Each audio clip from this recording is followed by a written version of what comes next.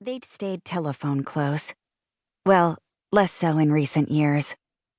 After Grandma died, I figured Aunt Brat would visit, maybe even a lot. But then I'd overhear Mom lying to my aunt on the phone. We were fine. Her health was good. It wasn't.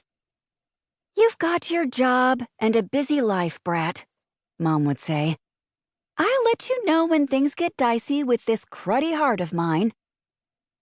I'd felt bad for my aunt these past few days. She wasn't as well prepared for this as I was. I had cried, plenty. But if death was a dog of a thing, and my mother had said it would be, Aunt Brat seemed harder bitten.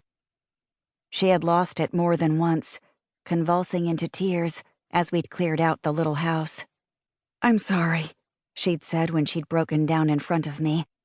"I just wish I had known Holly was failing. I wish she'd called. I would have come." Now, she smoothed herself into the driver's seat and pulled the belt across her body.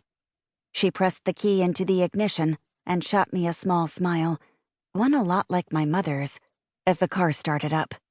She shook back her gray hair, cut blunt as broom straw to meet her shoulders. "Are you buckled, Lydia?" "Yes," I said. "Perfect," she said. "At least it's not snowing." She checked her mirrors and dialed up some heat. Off we rolled, away from the little house of unnameable color, away from my home for the last 7 years. It'd be put up for sale now. Aunt Brat planned to use the money to pay the last of our Rochester bills. She hoped there'd be a little college nest egg left for me. "Don't worry," Aunt Brat said. She pulled onto the highway. "You're not trapped. I promise I won't talk at you for the whole trip." "And I won't do that to you either," I said. We smiled. "However, it is a long ride. We might want to cover a few things." She looked away from the road for a second to glance at me. "You can ask me anything. Hope you know that." "Thanks," I said. But I couldn't make her the same offer. I hugged the box I was holding on my lap. I probably sighed a little. "Are you sure you want to hold that? There's still plenty of room in the back," Aunt Brat said. "This is fine," I said. I knew it seemed like a weird choice. The box was not heavy, but it was tall enough that it came up to my chest. I glanced over my shoulder toward the back of the car. I knew what was there. 2 suitcases of clothes, neither very big, 1 box of books, and a very cool old wooden art chest with stacking trays inside. I drummed my fingers lightly on the box I held. This one was full of, well, paper stuff.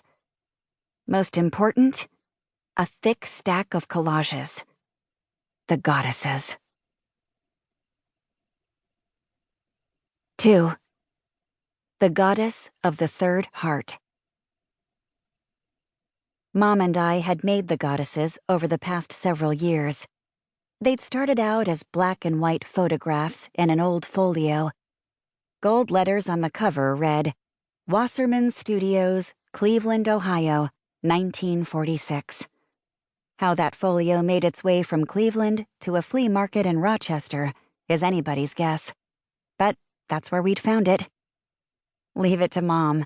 She'd dug the folio out of a steamer trunk full of paper treasures from the past, as she'd called them. The vendor had dragged a lawn chair over so Mom could sit while she'd leafed through the photographs.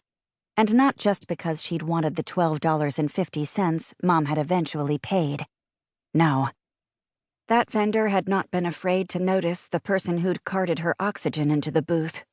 You'd be surprised how often we were ignored, how often people looked away. The Wasserman photos were all of women. There were brides and debutantes, sunbathers and gardeners.